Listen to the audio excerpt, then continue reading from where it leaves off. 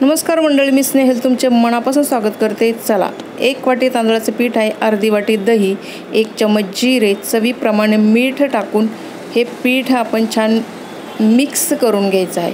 Mix केल्याच्या नंतर आपण यामध्ये थोडं पाणी टाकून हा सरसरीत बॅटर बनवून घ्यायचा आहे।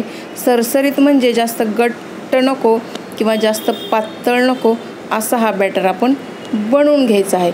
चला तर बॅटर आपला बनवून रेडी आहे। सरसरीत म्हणजे आपण चम्मचामध्ये टाकल्याच्या नंतर हा बॅटर हाताने चेक केला तर इकडं तिकडं पसरला नाही पाहिजे, असा हा बॅटर आपण बनवून घेतलेला आहे। चला, पुढचं प्रोसेस आपल्याला करायचं आहे।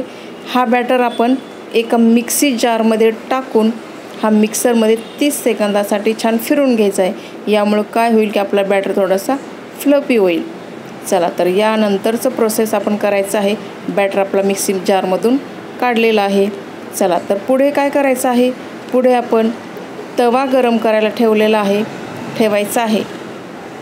त्यावरती आपण थोडंसं तेल किंवा तूप टाकून छान फिरवून घ्यायचं आहे। गॅस मीडियमच ठेवायचा आहे, तवा जास्त गरम करायचा नाही, मीडियम तवा असला पाहिजे। यामध्ये चम्मचमध्ये बॅटर घेऊन चारी बाजूनं पहिलं फिरवून घ्यायचं आहे, आतमध्ये टाकायचं नाही। आतमध्ये टाकलं तर काय होईल की डोसा आपला मध्येच जाड होईल, चारी बाजूला पातळ होईल। तर सुरुवात आपण साईडनं करायची आहे। हे केल्याच्या नंतर आपण हा डोसा 30 सेकंदासाठी झाकण लावून ठेवायचा आहे। यामुळे काय होईल की आपला डोसा छान वाफला जाईल। दुसऱ्या बाजूनं पलटी केल्याच्या नंतर आपण थोडंसं तेल किंवा तूप वरती सोडायचं आहे। आणखीन 30 सेकंद आपण झाकण लावून ठेवायचं आहे मीडियम गॅसवरती। चला तर आपला डोसा खाण्यासाठी रेडी आहे। चला, स्पंजी डोसा आपला तयार आहे। चला, दुसरं प्रोसेस पण आपण हेच करायचं आहे। तव्याला थोडंसं तेल किंवा तूप लावून हा बॅटर चारी बाजूनं पसरवून घ्यायचा आहे आणि त्यानंतर आपण काय करायचं आहे, झाकण लावून ठेवायचं आहे। प्रोसेस तेच आहे। सेंटरला नंतर टाकायचं आहे, साईडला सर्वात आधी टाकायचं आहे। चला, यानंतर आपण हा डोसा झाकण लावून ठेवायचा आहे। तर हा डोसा आपण मुलांसाठी बनवलेला आहे, कारण सकाळच्या घाई गडबडीमध्ये मुलांना डब्याला काय द्यावं हे आपल्याला चिंता लागलेली असते हमेशा।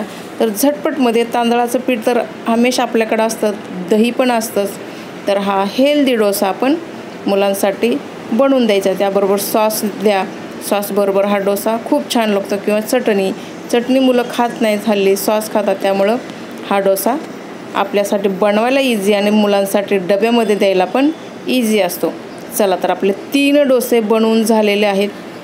तर ही रेसिपी तुम्हाला कशी वाटली फीडबॅक द्यायला विसरू नका। तर चला, स्पंजी डोसे मुलांसाठी खाण्यासाठी बनवलेले आहेत।